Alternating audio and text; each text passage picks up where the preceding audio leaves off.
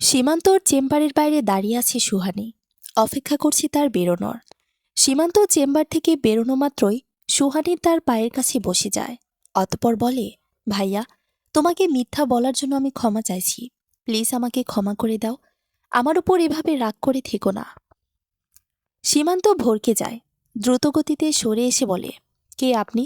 আর আমার কাছে ক্ষমা চাইছেন কেন? আমি তো আপনাকে চিনি না। সুহানি অস্পষ্ট স্বরে বলে ওঠে, ভাইয়া। সীমান্ত বলে, আমার তো কোনো বোন নেই। কথাটা বলেই সে চলে যেতে নেয়। সুহানি পেছন থেকে অভিমানী সুরে বলে, বেশ, তুমি যা চাও তাই হবে। আজ থেকে আমি আর আসব না। তুমি আমার সাথে সম্পর্ক রাখতে না চাইলে আমিও রাখব না। কিন্তু মনে রেখো, ভাইয়া, এর জন্য তোমায় একদিন ঠিকই আফসোস করতে হবে। কথাটা বলে সুহানি হাসপাতাল থেকে বেরিয়ে আসতে থাকে। সীমান্ত তার যাওয়ার পানে তাকিয়ে থাকে। সুহানি ড্রয়িং রুমে বসে ধ্রুবর সাথে বসে কথা বলছিল। এমন সময় চলে এলেন অহনা খন্দকার। তার সাথে অর্পাও ছিল। অহনা খন্দকার এসে বললেন, ধ্রুব, তোমার সাথে কিছু কথা বলার ছিল। জি বলো। অর্পার বাবা আর আমি মিলে আজ আলোচনা করলাম। ভেবে দেখলাম শুভ কাজে দেরি করতে নেই। তাছাড়া তুমিও তো এখন ছুটিতে আছো। কদিন পর আবার ব্যস্ত হয়ে পড়বে। ধীরাজেরও সামনে এক্সাম আছে। তাই ভাবছি এই উইকের মধ্যে তোমাদের বিয়েটা হয়ে যাক। ধ্রুব সুহানির দিকে তাকালো। সুহানি ভাবলেশীনভাবে বলল, আমার কোনো অসুবিধে নেই। আপনি যখন ইচ্ছা বিয়ের ব্যবস্থা করুন। ধ্রুব বিস্ময়ের সাথে সুহানিকে শুধালো, কিন্তু তুমি যে বলেছিলে তোমার ভাইয়ের অনুমতি ব্যতীত বিয়ে করবে না। সুহানির মনে অভিমানের পাহাড় জমেছিল। তাই সে বলল, আমার ভাইয়া যদি আমার সাথে কোনো সম্পর্ক রাখতে না চায়, তাহলে আমিও চাই না। আমার কারো অনুমতির দরকার নেই। একবার ভেবে দেখো। আমার যা ভাবার আমি ভেবে নিয়েছি। আর কিছু ভাবার নেই। সুহানের স্পষ্ট জবাব, যার বিপরীতে আর কিছু বলতে পারে না ধ্রুব। এদিকে অহনা খন্দকার বলে ওঠেন, সুহানের যেহেতু কোনো আপত্তি নেই, আগামী শুক্রবার তোমাদের দুই ভাই বিয়ে হবে। আমি এখন থেকে আয়োজন শুরু করে দেব। ধ্রুব আর আপত্তি করল না। সেও চায় সুহানিকে যত তাড়াতাড়ি সম্ভব আপন করে নিতে। এদিকে অর্পা অনেক খুশি হয়েছে বিয়েটা দ্রুত ঠিক হয়ে যাওয়ায়। সে অহনা খন্দকারকে বলল, আমি যাই ধীরাজের রুমে, ওকে সুখবরটা দিয়ে আসি। অহনা খন্দকার মাথা নাড়ান। অর্পা ধীরাজের রুমের দিকে যেতে যেতে বিড়বিড় করে বলে, তোমাকে আমি নিজের করে নিলাম ধীরাজ। আমাদের মধ্যকার দূরত্ব খুব দ্রুতই দূর হবে। এমন সময় কেউ পেছন থেকে বলে ওঠে, আমাদের শারীরিক দূরত্ব ঘুচলেও মানসিক দূরত্ব কখনো ঘুচবে না। আমার মনে আমি কখনো আপনাকে স্থান দেব না। অর্পা পেছনে ফিরে তাকিয়ে ধীরাজকে দেখতে পায়। অতঃপর আত্মবিশ্বাসের সাথে বলে, আপনার মন প্রাণ জুড়ে শুধু আমিই থাকব। একবার শুধু বিয়েটা হতে দিন। ধীরাজ বিদ্রুপাত্মক হাসি দিয়ে চলে যায়। অর্পার মন হঠাৎ করে উদাস হয়ে যায়। ধীরাজের প্রতি তার অনুভূতি দিনকে দিন বেড়েই চলেছে। কিন্তু ধীরাজের মনের মধ্যেখানে নিজের স্থান তৈরি করায় এখন তার জন্য সবচেয়ে বড় পরীক্ষা। সময়ের স্রোত আপন গতিতে এগিয়ে চলেছে। আজ ধ্রুব সুহানি আর ধীরাজ অর্পার গায়ে হলুদ, কাল বিয়ে। অহনা খন্দকার এখন খুব ব্যস্ততার সহিত দিন পার করছেন। তার দুই ছেলের বিয়ে বলে কথা। এত আনন্দের মাঝেও সুহানির মন ভালো নেই। মুখে যতই বলুক ভাইকে ছাড়াই বিয়ে করবে, কিন্তু মন যে মানতে চাইছে না। সুহানি বর্তমানে অর্পাদের বাড়িতে অবস্থান করছে। আজ এখানে তার গায়ে হলুদ সম্পন্ন হবে। বিয়ে অবশ্য হবে একটি কমিউনিটি সেন্টারে। সুহানের গায়ে হলুদ সম্পূর্ণ হবার পর সে ভিডিও কলে কথা বলল ধ্রুবর সাথে। ধ্রুব সুহানির মুখ দেখে বুঝতে পারল তার মন খারাপ। তাই শুধালো, তোমাকে এমন লাগছে কেন? ভাইয়ের জন্য মন খারাপ? সুহানি মলিন হেসে বলল, সেরকমই কিছু। তোমার এই মলিন মুখ দেখে আমার একদম ভালো লাগছে না সুহা। আমি তোমার মুখে সর্বদা হাসি দেখতে চাই। সেজন্যই তোমার জন্য একটা সারপ্রাইজ পাঠিয়ে দিয়েছি। কোথায় সারপ্রাইজ? তুমি এখন যে রুমে আছো সেখান থেকে বের হয়ে ড্রয়িং রুমে যাও। সেখানে তোমার জন্য অনেক সুন্দর সারপ্রাইজ আছে। সুহানি তাই করল। অর্পাদের বাড়ির ড্রয়িং রুমে উপস্থিত হয়ে নিজের ভাই ও ভাবিকে দেখে চমকিত হলো, সে সাথে খুশিও। আবেগের নিয়ন্ত্রণ হারিয়ে দৌড়ে গিয়ে জড়িয়ে ধরল আপন ভাইকে। সীমান্ত সুহানিকে গভীর আলিঙ্গনে সিক্ত করল। সুহানির চোখ দিয়ে বিন্দু বিন্দু জল গড়িয়ে পড়ছিল। সীমান্ত সুহানির মাথায় হাত বুলিয়ে দিয়ে বলে, আমার ওপর আর অভিমান করে থাকিস না বোন। সুহানি বলে, তুমিও আমার উপর রাগ করে থেকো না ভাইয়া। আমি তোমাকে মিথ্যা বলে অনেক বড় অন্যায় করেছি। প্রমিস করছি আর কখনো এমন করব না। সীমান্ত ও সুহানির পূর্ণমিলনের সাক্ষী হয়ে মীরাও খুব খুশি হয়। তবে মেকি অভিমান দেখিয়ে বলে, বাহ, ভাই বোনের মধ্যে মিল হতেই ভাবিকে ভুলে গেলে। সুহানি মীরার কাছে গিয়ে তাকেও জড়িয়ে ধরে আর বলে, তোমাকে অনেক ধন্যবাদ ভাবি। আমি জানি তুমি ভাইয়াকে সব বুঝিয়েছ। ভুল জানো তুমি। এখানে সত্যি বলতে আমার কোনো অবদান নেই। আমি তোমার ভাইকে মানানোর অনেক চেষ্টা করেছি, কিন্তু কোনো লাভ হয়নি। সবকিছু তো ধ্রুবর অবদান। জানো, কাল রাতে ও সারা রাত আমাদের বাড়ির বাইরে দাঁড়িয়েছিল। কাল রাতে কি বৃষ্টিটাই না হলো, ও কোনো কিছুর পরোয়া করেনি। তোমার ভাইয়ার শক্ত হৃদয় গলিয়ে তবে শান্ত হয়েছে। ধ্রুব সুহানির খুশির জন্য এত কিছু করেছে জেনে সুহানির অনেক ভালো লাগে। অতপর সে আবার ধ্রুবকে ভিডিও কল দেয়। ধ্রুব কল রিসিভ করে বলে, কেমন লাগলো আমার সারপ্রাইজ? অনেক ভালো। কিন্তু তুমি রাত বেরিতে বৃষ্টিতে ভিজতে গেলে কেন? যদি অসুস্থ হও? তোমার এই খুশি দেখার জন্য আমি এরকম হাজারবার অসুস্থ হতে রাজি। তাছাড়া তুমি তো আছোই আমার সব রোগের ওষুধ হিসেবে। সুহানি ভুবন ভোলানো হাসি দেয়। সত্যি, এমন ভালোবাসা যারা পায় তারা সৌভাগ্যবতী। রাতে অর্পা সুহানির রুমে এসে বলে, আপু, চলো, আমাদের হাতে মেহেন্দি করে দেওয়ার জন্য মেহেন্দি আর্টিস্ট এসে গেছে। সুহানি অর্পার দিকে তাকিয়ে মৃদু হাসি উপহার দিয়ে বলে, তুমি যাও, আমি আসছি। অর্পা জেদ দেখিয়ে বলে, না, আমি তোমাকে ছাড়া যাব না। গেলে একসাথেই যাব। অর্পার কথা শুনে সুহানি হেসেই দেয়। এই কদিনই মেয়েটার সাথে বেশ ভাব জমে গেছে। একটু জেদি আর একঘয়ে হলেও মনের দিক থেকে অর্পা খারাপ নয়। খুব সহজেই সবার সাথে মিশে যেতে পারে। সবাইকে আপন করে নিতে জানে। সুহানি শুনেছে অর্পার মানে ছোটবেলা থেকে একাই বড় হয়েছে। তাই হয়তো মেয়েটা ভালোবাসার কাঙ্গাল। সুহানের কাছে মনে হয় ধীরাজ ও অর্পা একসাথে সুখী হতে পারবে। সুহানি ও অর্পা দুজনে হাতে খুব সুন্দর করে মেহেদি দেয়। তারপর নাচ গান, আনন্দে মেতে ওঠে সবাই। আর মাত্র একটা দিনের অপেক্ষা, তারপরে বিবাহ বন্ধনে আবদ্ধ হতে চলেছে চারটি প্রাণ। বিরিয়ানিতে যেমন এলাচ থাকে, তেমন আনন্দের মাঝেও কোথাও না কোথাও একটা বিপদের আগমনী সতর্কবার্তা থেকেই যায়। এই যেমন সবাই যখন বিয়ের আনন্দে মাতোয়ারা, সে সময় অহনা খন্দকার পরিকল্পনা করেছেন কিভাবে ধ্রুব ও সুহানিকে আলাদা করবেন। তিনি কখনো এত সহজে সুহানিকে মেনে নেবেন না। তাই তিনি তৈরি করলেন নিজের ষড়যন্ত্রের জাল। কাউকে একটা ফোন দিয়ে বললেন, তোমাকে কিভাবে কি করতে হবে সেটা মনে আছে তো? বিপরীত দিক থেকে গম্ভীর পুরুষালী কণ্ঠ ভেসে আসে, একদম চিন্তা করবেন না ম্যাডাম, আমি সব বুঝে গেছি। আপনার কাজ হয়ে যাবে। আপনি শুধু টাকা রেডি রাখুন। তোমার যত টাকা লাগে আমি দেব। শুধু কাজটা ভালোভাবে সেরে দাও। যে করে হোক ওই সুহানিকে রাস্তা থেকে সরাতেই হবে। এই কালাম কখনো কোনো কাজে ভুল করে না। আমার উপর ভরসা রাখতে পারেন। অহনা খন্দকার ফোন রেখে দিয়ে অট্টহাসিতে ফেটে পড়েন। বলেন, সুহানি, ভাগ্যের পরিহাসে আমায় তোমার কাছে ক্ষমা চাইতে হয়েছিল। সেই অপমান আমি এখনো ভুলিনি। আজ যত আনন্দ করার করে নাও। কাল তোমার আনন্দ চিরতরে শেষ হতে চলেছে। সুহানি বধূবেশে তৈরি হয়েছে। আর মাত্র কিছু সময়ের অপেক্ষা। তারপরই ধ্রুবর বধূ হিসেবে স্বীকৃতি পাবে সে। অর্পা ও সুহানি একসাথে পার্লারে এসেছে তৈরি হওয়ার জন্য। দুজনকে খুব সুন্দর করে সাজিয়ে দেওয়া হয়েছে। অতপর তাদের যাওয়ার পালা এলো। কিন্তু এর মধ্যে হঠাৎ করে একটি সমস্যা দেখা দেয়। সুহানের স্কিন সেন্সিটিভ হওয়ার কারণে হুট করে তার অ্যালার্জি দেখা দেয়। অর্পা খুব চিন্তার মধ্যে পড়ে যায়। তৎক্ষণাৎ সে অহনা খন্দকারকে ফোন করে। অহনা খন্দকার ফোন রিসিভ করলে অর্পা তাকে সুহানের কথাটা খুলে বলে। সেসব শুনে তিনি অর্পাকে বলেন, তুমি তাহলে এখন চলে এসো। এখানে অনেক গেস্ট চলে এসেছে। কাজী সাহেবও উপস্থিত। তোমার আর ধীরেজার বিয়েটা আগে হয়ে যাক। তারপর সুহানির সমস্যা মিটে গেলে ও আসবে। তুমি ওকে বলো ডক্টরের কাছে গিয়ে মেডিসিন নিতে। অর্পা ফোন রেখে দিয়ে সুহানিকে বলে, আপু, চলো, আমি তোমাকে ডক্টরের কাছে পৌঁছে দিচ্ছি। সুহানি মৃদু হেসে বলে, তার কোনো দরকার নেই, আমি একা চলে যাব। তুমি কমিউনিটি সেন্টারে চলে যাও। কিন্তু তুমি একা কিভাবে যাবে? চিন্তা করো না অর্পা, আমার একজন ফ্রেন্ড আছে ডক্টর, তার কাছে গেলেই সে মেডিসিন দিয়ে দেবে। অর্পা আর কথা বাড়ালো না। সুহানিকে নিজের খেয়াল রাখতে বলে চলে গেল কমিউনিটি সেন্টারের উদ্দেশ্যে। সুহানিও বের হলো ডক্টরের কাছে যাওয়ার জন্য। অহনা খন্দকার পার্লারে ফোন করে একজন কর্মচারীকে বলল, চেক করে দেখেন, তোমার অ্যাকাউন্টে টাকা চলে গেছে।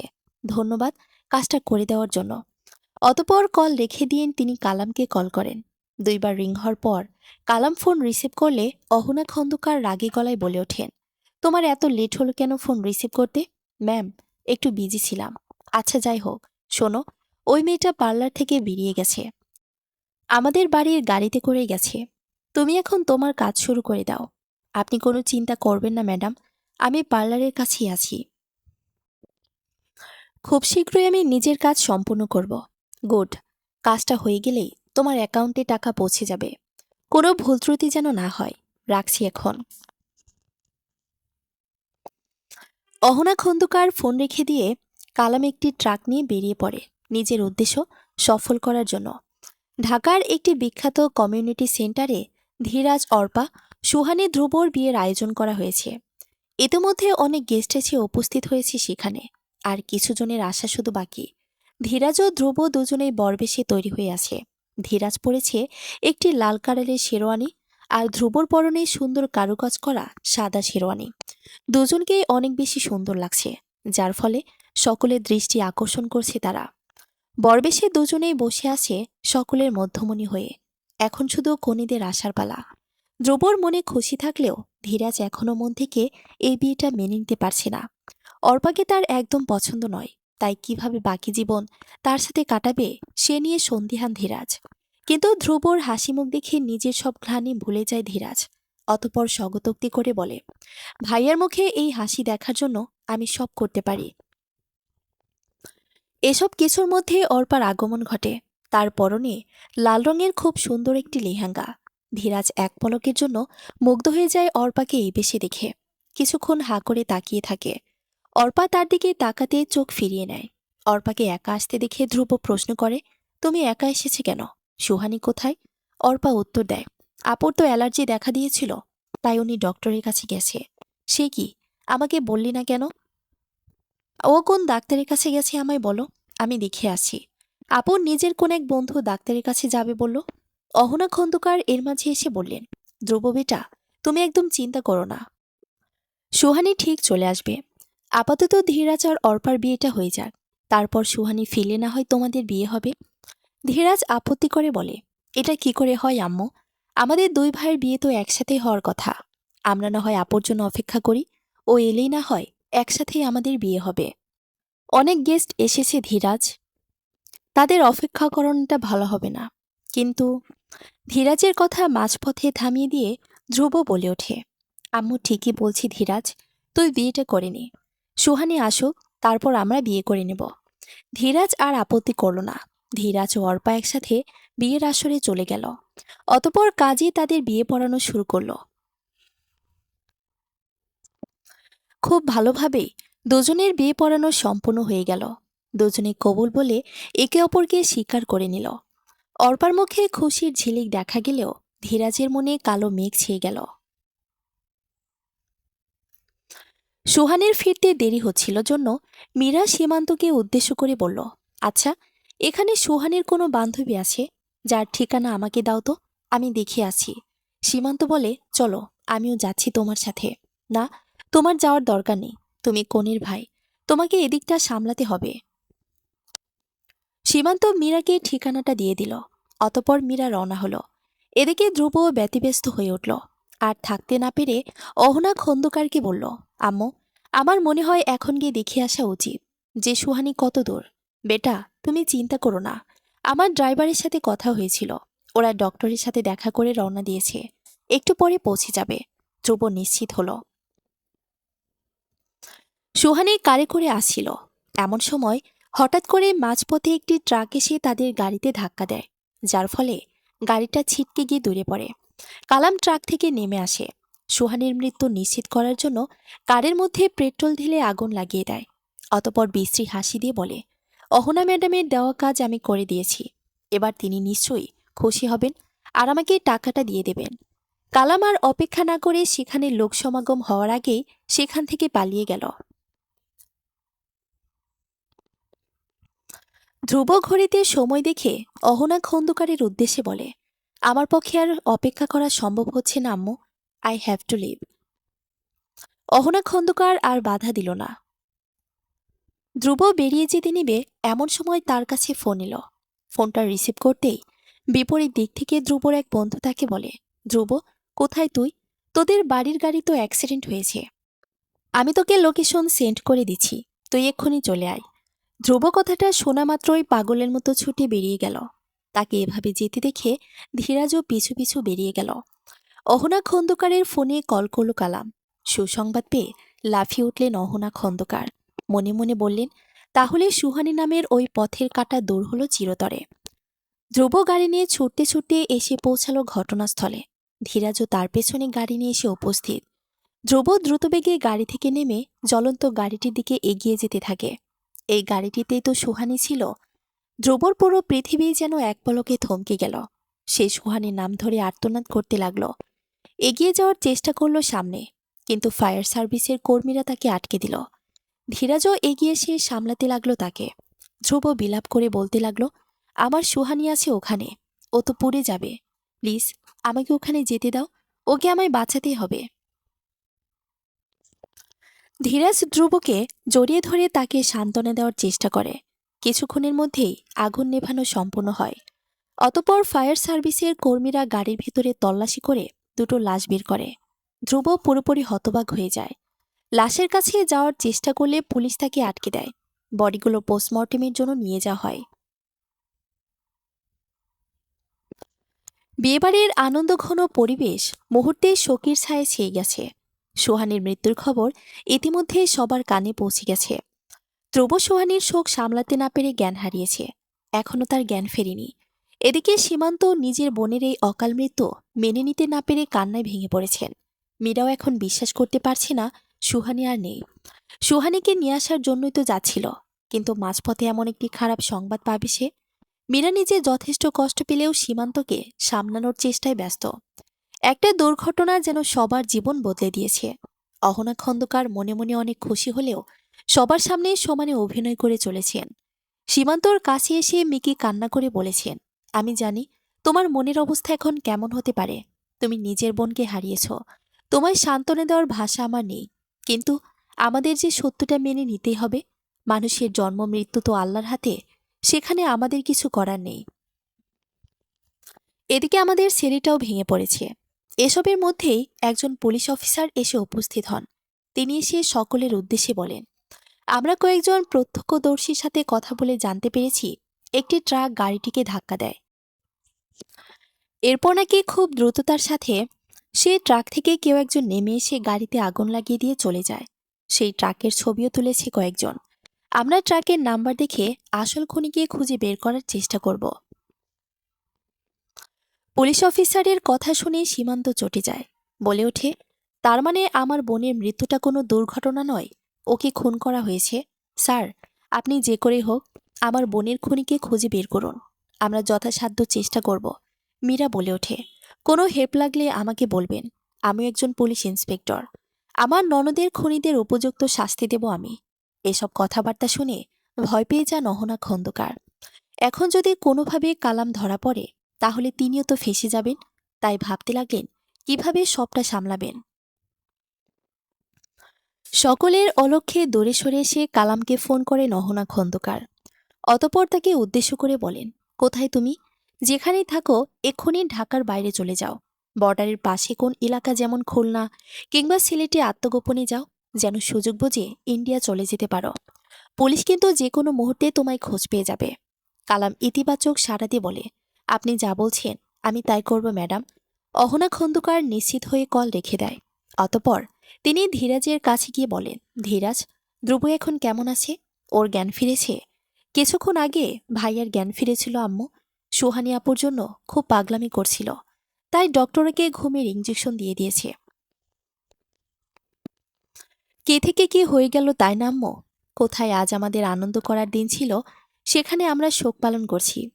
অহনা খন্দকার মনে মনে বিরক্ত হন ধীরাজের কথায়, কিন্তু তিনি সেটা প্রকাশ না করে বলেন, কি আর করা যাবে বলো, যা হওয়ার তা তো হয়েই গেছে। যাই হোক, তোমাকে একটা কথা বলার ছিল। হ্যাঁ বলো। সুহানি যে খুন হয়েছে সেটা যেন ধ্রুব জানতে না পারে। কি বলছো এটা কি তুমি আম্মু? আমরা এত বড় একটা কথা ভাইয়ের থেকে কিভাবে লুকোতে পারি? কিছু যে করার নেই ধীরাজ। তুমি তো ধ্রুবর পাগলামিটা দেখেছই। এরপর যদি সত্যটা জানতে পারে তাহলে ও যে আরো ভেঙে পড়বে। ঠিক বলেছো তুমি আম্মু। ভাইয়ার থেকে সব লুকিয়ে রাখতে হবে। জ্ঞান ফিরতেই সুহানির নাম ধরে চিৎকার করতে থাকে ধ্রুব। ধীরাজ ছুটে এসে তার পাশে বসে বলে, ভাইয়া শান্ত হও। সুহানি আপু আর আসবে না। She is no more. Dhruba ধীরাজের কলার চেপে ধরে বলে, চুপ। আমার সুহানির কিছু হতে পারে না। ও আমাকে ছেড়ে কোথাও যেতে পারে না। বুঝলি তুই? ধীরাজ কি বলবে কিছু বুঝতে পারছিল না। ধ্রুব ধীরাজকে ধাক্কা দিয়ে রুম থেকে বের করে দিয়ে তার মুখের ওপর দরজা বন্ধ করে দেয়। অতপর তার কাছে থাকা সুহানির একটি ছবিতে হাত বুলিয়ে বলতে থাকে, সবাই বলছে তুমি নাকি আর নেই, মরে গেছো তুমি। কিন্তু আমি জানি সবাই ভুল বলছে। তুমি আমাকে ছেড়ে কোথাও যেতে পারো না, তাই না সুহানি? এমন সময় কেউ পেছন থেকে ধ্রুবকে স্পর্শ করে। ধ্রুব পেছন ফিরে তাকাতেই সুহানিকে দেখতে পায়। নিজের আবেগ নিয়ন্ত্রণ করতে না পেরে জড়িয়ে ধরে সুহানিকে। অতপর বলে, আমি জানতাম তুমি আমাকে ছেড়ে কোথাও যেতে পারো না। কোথায় যাব আমি বলো? তোমাকে ছেড়ে কোথাও যে আমার যাওয়ার জায়গা নেই। ধ্রুব হাসে। এর মধ্যে হঠাৎ করে সুহানি ধ্রুবর সামনে থেকে মিলিয়ে যায়। ধ্রুব কল্পনা থেকে বাস্তবে ফিরে আসে। তাকে যে এখন সত্যটা মেনে নিতেই হবে যে সুহানি আর নেই। ধ্রুব সুহানির সাথে কাটানো সুন্দর সুন্দর মুহূর্তগুলো মনে করতে থাকে। সুহানির ছবি বুকে জড়িয়ে কাঁদতে থাকে। ধ্রুব সুহানির নাম ধরে চিৎকার করতে করতে জ্ঞান হারিয়ে ফেলে। ভালোবাসার মানুষকে হারানোর পর প্রত্যেকেরই অবস্থায় এমনই হয়। তখন না বেঁচে থাকতে ইচ্ছে করে, আর না তো মরে যাওয়ার উপায় থাকে। কাউকে পেয়েও হারানোর কষ্ট তো আরও বেশি। তাই তো ভালোবাসাকে পৃথিবীর সবথেকে প্রিয় অসুখও বলা হয়, যা আপনাকে কিছু মুহূর্ত সুখ দেবে কিন্তু অন্তিম চিরকালের জন্য দুঃখের সাগরে ভাসিয়ে চলে যাবে। সুহানির রুমে খুব সাবধানে প্রবেশ করল মীরা এবং সীমান্ত। সীমান্ত ছুটে গিয়ে সুহানিকে জড়িয়ে ধরল। সুহানির কপালে চুমু খেয়ে বলল, আল্লাহ লাখ লাখ শুক্রিয়া যে তুই বেঁচে আছিস। না হলে আমি এক মুহূর্তের জন্য ভেবেই নিয়েছিলাম যে তুই আর আমাদের মাঝে নেই। শুকর আলহামদুলিল্লাহ যে তুই বেঁচে আছিস। মীরা আমাকে সবটা বলেছে। সুহানি মীরার দিকে তাকিয়ে বলে, আমার ভাগ্য ভালো ছিল যে ভাবি সঠিক সময় পৌঁছে গিয়েছিল। না হলে হয়তো আজ আমি ওখানে জ্বলে মরে যেতাম। সীমান্ত অধৈর্য হয়ে প্রশ্ন করে, ওখানে কি হয়েছিল? আমায় সঠিকভাবে বলতো। কিভাবে গাড়িতে আগুন লাগলো? আর তুই কিভাবে বেঁচে গেলি? সুহানি একটু দম নিয়ে বলতে শুরু করে, আমি আমার বান্ধবী ডক্টর মেঘলার কাছে যাই। ও একজন চর্মরোগ বিশেষজ্ঞ ডক্টর ছিল। ওকে দেখানোর পর যখন ও আমার বিয়ের ব্যাপারে জানতে পারে তখন খুব অভিমান করে কেন আমি ওকে আগে জানাইনি। আমি তখন ওকে আমার বিয়েতে ইনভাইটেশন দিই এবং ওকে জোরপূর্বক নিজের সাথে নিয়ে আসি। উদ্দেশ্য ছিল ওকে আমার বিয়েতে নিয়ে যাব। কিন্তু আমি যদি আগে জানতাম ওকে এভাবে মরতে হবে তাহলে ওকে কখনোই নিয়ে আসতাম না। সীমান্ত হতবাক হয়ে বলে, তার মানে গাড়িতে যে দুটো লাশ পাওয়া গেছে তার একটা ড্রাইভারের আর একটা তোর বান্ধবী ডাক্তার মেঘলার? সুহানি মাথা দোলায়, কান্না জড়িত কণ্ঠে বলে, আমরা কমিউনিটি সেন্টারের দিকে যাচ্ছিলাম। এমন সময় হঠাৎ করে কোথা থেকে একটা ট্রাক এসে আমাদের গাড়িতে ধাক্কা দেয়, যার ফলে আমাদের গাড়ি পাশের একটি খাদে পড়ে যায়। আমি গাড়ি থেকে ছিটকে পড়ে যাই। আমার মাথায় খুব আঘাত লেগেছিল। আমি হঠাৎ চোখ তুলে খেয়াল করি একটা লোক এগিয়ে এসে গাড়িতে আগুন লাগিয়ে দিয়ে গেল। আমি হাজার চেষ্টা করেও উঠতে পারলাম না। লোকটা হয়তো আমায় খেয়াল করেনি, কারণ আমি খানিকটা দূরে ছিটকে গিয়েছিলাম। তাই হয়তো আমি এখন অবধি বেঁচে আছি। তারপর আমি খেয়াল করি ভাবি হন্তদন্ত হয়ে দৌড়ে দৌড়ে আমার দিকে আসে। এরপর আর কিছু মনে নেই। তখনই আমি জ্ঞান হারিয়ে ফেলি। এর মাঝে মীরা বলে ওঠে, আমি যখন সুহানিকে খুঁজতে যাই তখন খেয়াল করি একটা লোক গাড়িতে আগুন লাগিয়ে পালিয়ে যাচ্ছে। আমি তখন ভয় পেয়ে যাই। লোকটাকে ফলো করতে যাই, কিন্তু সে হঠাৎ করে চোখের নিমিষে পালিয়ে যায়। অতপর আমি দেখবেদিক শূন্য হয়ে গাড়ির দিকে ছুটতে থাকি। তখনই আমি একটু দূরে কাউকে পড়ে থাকতে দেখতে পাই। একটু এগিয়ে যেতেই বুঝতে পারি ওটা সুহানি। এরপর আমি দৌড়ে ওর কাছে যাই। ততক্ষণে ও অজ্ঞান হয়ে গিয়েছিল। আমি সুহানীকে নিয়ে দ্রুত হাসপাতালে যাই। তারপর সেখান থেকে এখানে নিয়ে এসে গোপনে লুকিয়ে রেখেছি। সীমান্ত প্রশ্ন করে, কিন্তু ওকে এভাবে লুকিয়ে রাখার কারণটা কি? আর তুমি সবার থেকে সত্যটা কেন লুকাতে চাইছো? কেন সবাইকে এটা বিশ্বাস করাতে চাইছো যে সুহানী মারা গেছে? কারণ আমার মনে হয় সুহানীর বিপদ এখনো দূর হয়নি। যে বা যারা ওকে মারার চেষ্টা করেছে তারা আবার ওকে মারার চেষ্টা করতে পারে। সেজন্য এটাই ভালো হবে যে সবাই জানো সুহানী মারা গেছে। যতদিন আসল খুনি না ধরা পড়ে ততদিন সুহানীর আত্মগোপনে থাকাই ভালো। কিন্তু সুহানী এই ঘরের চার দেয়ালে এভাবে আর কতদিন লুকিয়ে থাকবে? মীরা একটু ভেবে উত্তর দেয়, ওকে এখানে বেশি দিন থাকতে হবে না। ওর এখানে থাকাও রেখেছি। তাই আমি ভেবেছি ওকে আমার বাবার বাড়ি মানে চট্টগ্রামে পাঠিয়ে দেব। চট্টগ্রামে গিয়ে ও কিছুদিন থাকুক। আসল খুনিকে খুঁজে পাওয়ার পর না হয় ও আবার ফিরে আসবে। সুহানী হঠাৎ করে বলে ওঠে, আমার মনে হয় ধ্রুবকে সত্যটা জানানো দরকার। আমার মৃত্যুর খবরে ও নিশ্চয়ই অনেক কষ্ট পাচ্ছে। মীরা সুহানীর কথা নাকচ কেড়ে দিয়ে বলে ওঠে, এই ভুল একদম করা যাবে না। আমার সন্দেহের বাইরে কেউ নয়। বিশেষ করে ধ্রুবর মাকে আমার সন্দেহ হয়।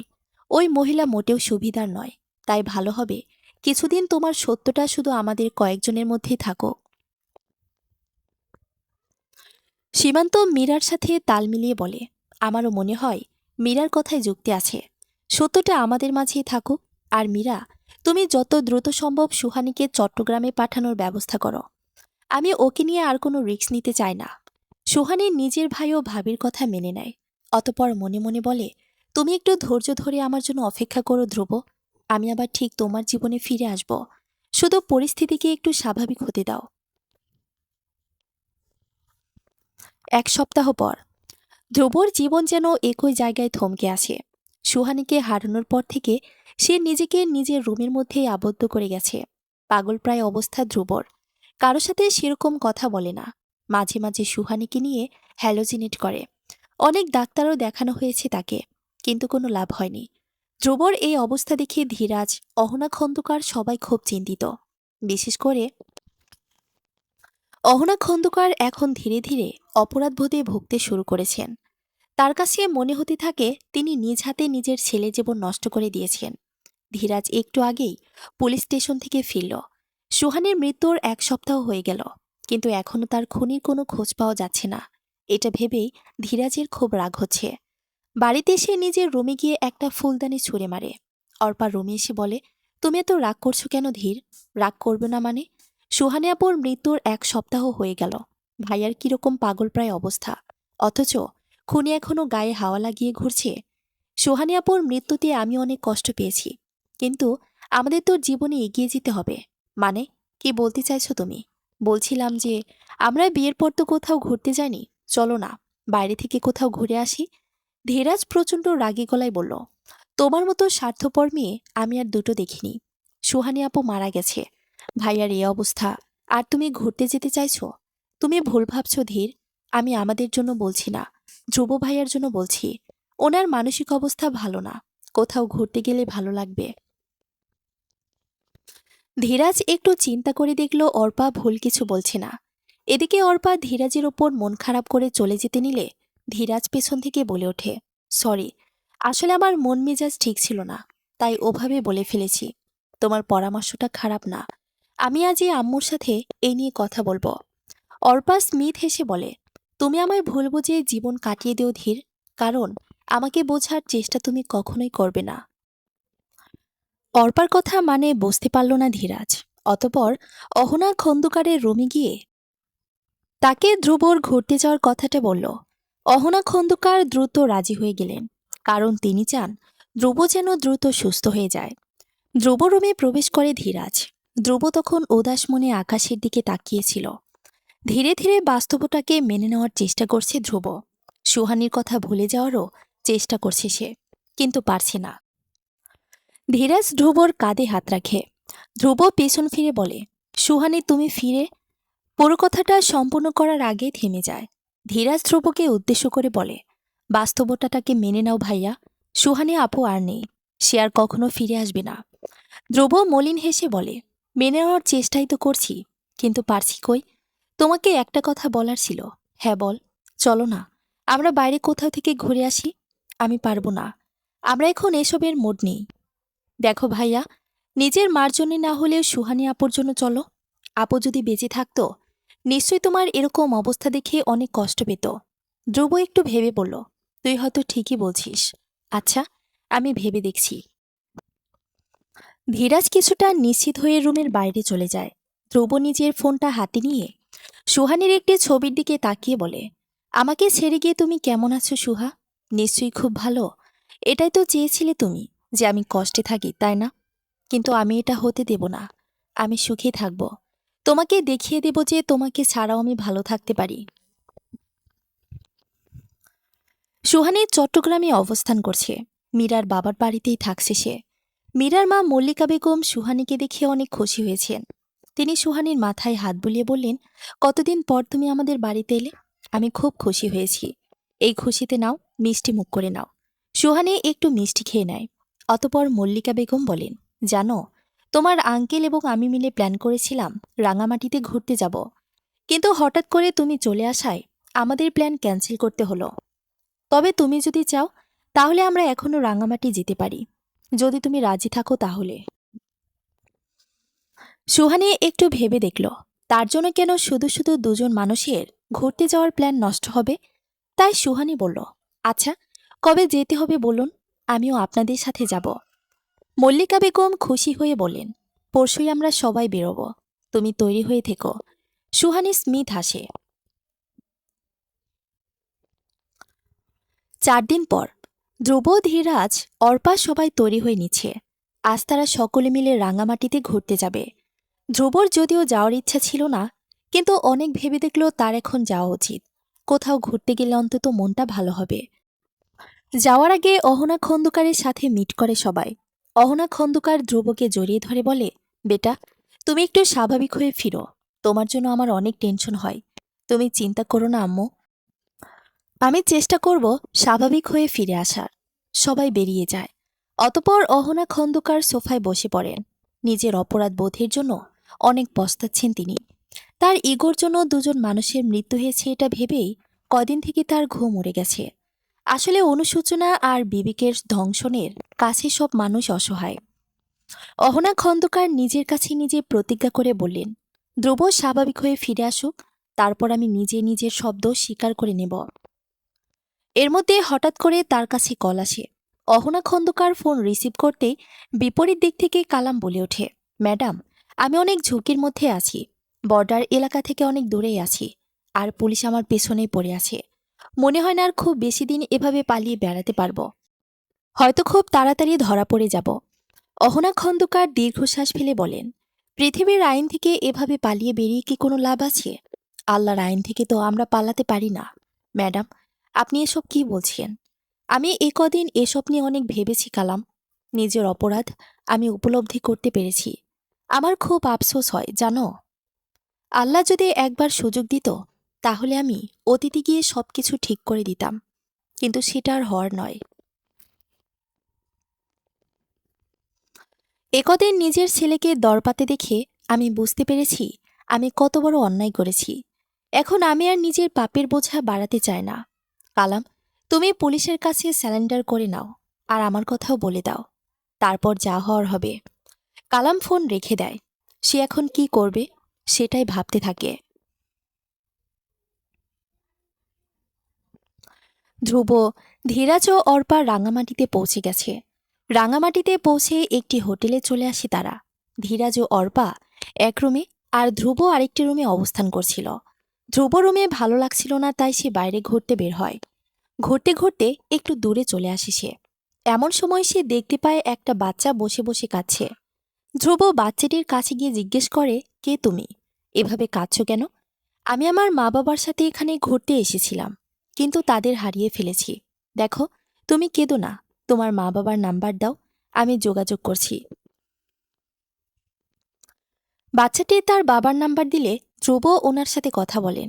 অতপর বাচ্চাটিকে বলে, তোমার বাবার সাথে কথা হলো, উনি ওনার ঠিকানা দিয়েছেন। তুমি চলো আমার সাথে, আমি পৌঁছে দিচ্ছি। আপনি ছেলে ধরা নন তো? বাচ্চাটার কথা শুনে ধ্রুব হেসে ফেলে। তাকে অনেক বুঝিয়ে তারপর রাজি করিয়ে নিজের সাথে নিয়ে যায়। বাচ্চাটিকে তার বাবার কাছে পৌঁছে দিয়ে ফেরার সময় হঠাৎ করে ধ্রুব থমকে যায়, কারণ সে রাস্তার বিপরীত পাশে সুহানিকে দেখে। ধ্রুবর মনে হচ্ছিল সে স্বপ্ন দেখছে, তাই চোখ বন্ধ করে বলে, আমি জানি সুহানি, এটা আমার স্বপ্ন। চোখ খুলে আমি দেখব তুমি আর নেই। জানি না কেন তুমি বারবার এভাবে আমার সামনে আসো। আসল সত্যটি এটাই যে আমাদের মধ্যে চিরতরে বিচ্ছেদ হয়ে গেছে। কিছুক্ষণ পর চোখ খুলে ধ্রুব দেখে সুহানি নেই। তারপর স্মিথ হেসে বলে, আমি জানতাম এটা স্বপ্ন ছিল। অতঃপর ধ্রুব চলে যেতে থাকে। ধ্রুব যাওয়ার পর সুহানির আড়াল থেকে বেরিয়ে আসে। তার চোখ জলে ভিজে গেছে। সুহানি স্বগতোক্তি করে বলে, আমি জানি ধ্রুব, তুমি আমার জন্য অনেক কষ্ট পাচ্ছ, কিন্তু আমার যে এখানে কিছু করার নেই। আল্লাহর কাছে শুধু এতটুকুই চাই যে যত তাড়াতাড়ি সম্ভব সবকিছু ঠিক হয়ে যাক। এই লুকোচুরি খেলা বন্ধ হোক, আবার আমাদের পূর্ণ মিলন ঘটুক। মল্লিকা বেগম এসে সুহানির মাথায় হাত রাখেন। অতঃপর বলেন, আল্লাহর উপর ভরসা রাখো সুহানি, দেখবেন তিনি সব ঠিক করে দেবেন। আচ্ছা, এখন আর মন খারাপ করে থেকো না। এখন তো আমাদের সাজেক ভ্যালি দেখতে যেতে হবে, চলো তাড়াতাড়ি। সুহানি মল্লিকা বেগম ও তার স্বামী হাসান রহমানের সাথে রওনা দেয় সাজেক ভ্যালির দিকে। সুহানি মল্লিকা বেগম ও হাসান রহমানের সাথে সাজেক ভ্যালিতে এসে উপস্থিত হয়েছে। সাজেক ভ্যালির প্রাকৃতিক সৌন্দর্য দেখে মুগ্ধ হয়ে যাচ্ছে সুহানি। চারিদিকে কত সুন্দর দৃশ্য। সুহানির ইচ্ছা করেছিল এখানে আজীবন অবস্থান করতে। মল্লিকা বেগম সুহানির হাস্যোজ্জ্বল মুখশ্রী দেখে বলেন, কি হলো সুহানি, তোমার কি জায়গাটা খুব পছন্দ হয়েছে? অনেক এনজয় করো মা। একদিন তোমার উপর দিয়ে যা ঝড় বয়ে গেছে, তারপর তোমার একটু আনন্দ করা উচিত।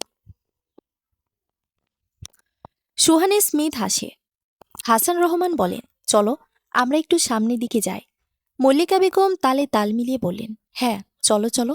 ধ্রুব, ধীরাজ ও অর্পার সাথে মিলে ঘুরতে চলে এসেছে। তবে তার এখানে আসার একদম মত ছিল না।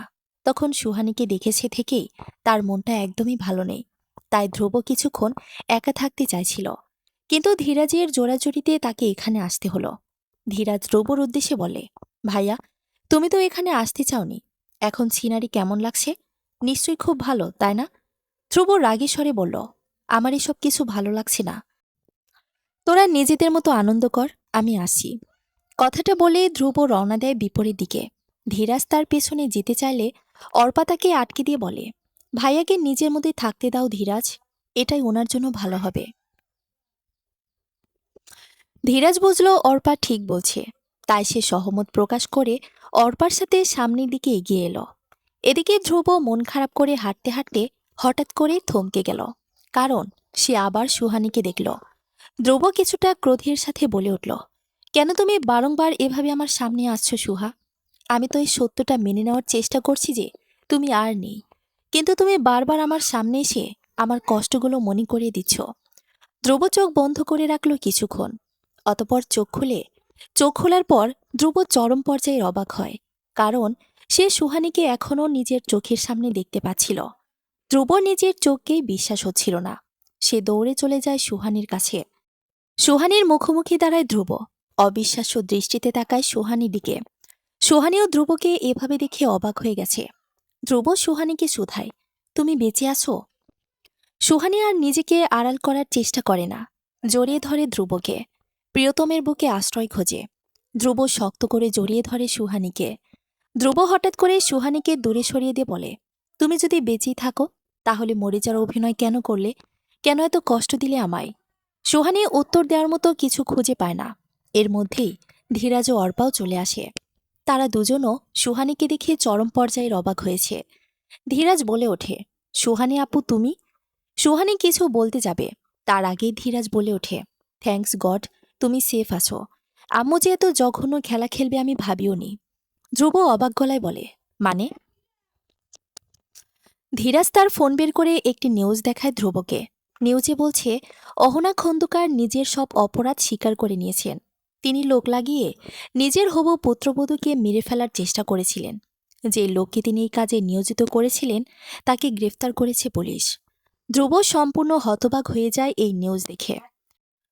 সুহানি যদিও বা অহনা খন্দকারকে সন্দেহ করছিল, কিন্তু তিনি যে এত নিচে নামবেন সেটা কখনো আশা করেনি। রাঙামাটি থেকে ঢাকায় ফিরে এসেছে প্রত্যেকে। ধ্রুব, সুহানি, সীমান্ত মীরার মুখোমুখি বসে আছে। মীরা ধ্রুবর উদ্দেশ্যে বলে, তুমি কিছু মনে করো না ধ্রুব, সুহানের সেফটির জন্য আমরা এই মিথ্যা নাটক সাজিয়েছিলাম। আপনারা একদম ঠিক করেছিলেন, আপনাদের জন্যই সুহানি এখনও সেফ আছে। আমি আমার আম্মুর কৃতকর্মের জন্য আপনাদের সকলের কাছে ক্ষমা প্রার্থী। আল্লাহর কাছে লাখ লাখ শুক্রিয়া যে সুহানির কিছু হয়নি। সুহানি বলে ওঠে, কিন্তু তোমার মায়ের জন্য দুজন নিরপরাধ মানুষ প্রাণ হারিয়েছেন, যাদের একজন গরিব ড্রাইভার, আরেকজন আমার বান্ধবী। আমি তো তাদের জীবন ফিরিয়ে দিতে পারবো না, কিন্তু আম্মুর যাতে তার কৃতকর্মের উপযুক্ত শাস্তি পায় সেটা আমি ইনশিওর করব। ধ্রুব জেলখানায় এসেছে অহনা খন্দকারের সাথে দেখা করতে। ধ্রুব তার মুখোমুখি হয়ে প্রশ্ন করে, কেন এমন করলে আম্মু? এসব করে তুমি কি লাভ পেলে? ভুল করেছি আমি বেটা, এখন সেই ভুলের শাস্তি ভোগার জন্য আমি প্রস্তুত। ভুল নয়, অপরাধ। তোমার জন্য দুজন নিরপরাধ মানুষ প্রাণ হারিয়েছে। অহনা খন্দকার আর কিছু বলতে পারলেন না। ধ্রুব বলল, আজ থেকে তুমি আমার কাছে মৃত। কথাটা বলে সে রওনা দেয়। অহনা খন্দকার ডুকরে কেঁদে ওঠেন। এভাবে হয়তো এখন নিজের পাপের ফল পাবেন তিনি। কথায় আছে না, পাপ কারো বাপকেও ছাড়ে না। কয়েক মাস পর আজ অহনা খন্দকারের মামলা রায় হল। তাকে এবং কালামকে যাবজ্জীবন কারাদণ্ডে দণ্ডিত করা হয়েছে। ধ্রুব, ধীরাজ যদিও এই সিদ্ধান্তে খুশি, কিন্তু কোথাও না কোথাও তাদের কষ্ট হচ্ছে। হাজার হোক, অহনা খন্দকার তাদের নিজের মা। ধীরাজ মন খারাপ করে নিজের রুমে বিছানায় বসল। অর্পা তার কাছে বসল। ধীরাজের হাতে হাত রেখে বলল, তুমি একদম মন খারাপ করো না ধীর, দেখবা সব ঠিক হয়ে যাবে। আমি জানি তোমার মায়ের জন্য তুমি কষ্ট পাচ্ছ, কিন্তু তিনি এটা ডিজার্ভ করেন। একদম ঠিক বলেছ তুমি অর্পা, বাট জানো, আমি এখন অনেক একা ফিল করছি। আমার কারো সঙ্গর প্রয়োজন। তুমি আমাকে সঙ্গ দেবে তো? অর্পা স্মিথ হেসে জবাব দেয়, অবশ্যই, আমি সবসময় তোমার সাথে আছি। বাই দ্য ওয়ে, আমি তাহলে চ্যালেঞ্জটা জিতেই গেলাম। কিসের চ্যালেঞ্জ? ভালোবাসার। আমি কখন বললাম আমি তোমাকে ভালোবাসি? অর্পার মুখটা চুপসে গেল। সে বলল, তার মানে ভালোবাসো না? না। অর্পা মন খারাপ করে চলে যেতে চাইলে ধীরাজ তার হাত আটকে ধরে বলে, ভালোবাসি না, কিন্তু বাঁচতে চায়। তোমার সাথে প্রেমের উড়ান দিতে চায়। অর্পা খুশি হয়ে জড়িয়ে ধরে ধীরাজকে। একে অপরের ভালোবাসায় শিখতে হয় তারা। Hello miss air hostess, will you be my Mrs? ধ্রুবর মুখে এমন প্রস্তাব শুনে হেসে দেয় সুহানি। বলে, আমি তো রাজি, তাহলে আমি ডাকি কাজী। সুহানি খিটখিট করে হেসে বলে, তুমি কি চাও আমরা এই বিদেশে বিয়ে করি? কেন, প্রবলেম কোথায়? অনেকে তো দুবাইয়ে বিয়ে শাদী করে, বাট আমরা তো এখন ডিউটিতে আছি। তাছাড়া আমাদের কোনো রিলেটিভও নেই। কোথায় লেখা আছে যে ডিউটিতে থাকলে বিয়ে করা যাবে না? আর রিলেটিভ নেই কে বলল? মানে? হঠাৎ করে ধীরাজ, অর্পা, মীরা, সীমান্ত সবাই চলে এসে সুহানিকে চমকে দিল। ধীরাজ বলল, চলো আপু, আজ তোমাদের বিয়ে হয়েই যাক। সুহানি অবাক হয়ে ধীরাজের দিকে তাকায়। ধীরাজ বলে, আমাদের বিয়েটা স্মরণীয় করে রাখার ক্ষুদ্র প্রয়াস। দুবাইয়ের খুব ধুমধাম করে দুজনের বিয়ে সম্পন্ন হয়ে যায়। অতপর ধ্রুব সুহানির হাতে চুমু খেয়ে বলে, চলো এয়ার হোস্টেজ, এখন এই পাইলটের সাথে আজীবনের জন্য প্রেমের উড়ান দিতে হবে। সুহানিও হেসে বলে, আপনি প্রস্তুতি নিয়ে নিন পাইলট। প্রেমের উড়ান দেওয়ার যাত্রাটা কিন্তু শুরু হয়ে গেছে। এভাবেই সুন্দর মুহূর্তের সাথে একটি সুন্দর গল্পের সমাপ্তি ঘটে। সমাপ্ত।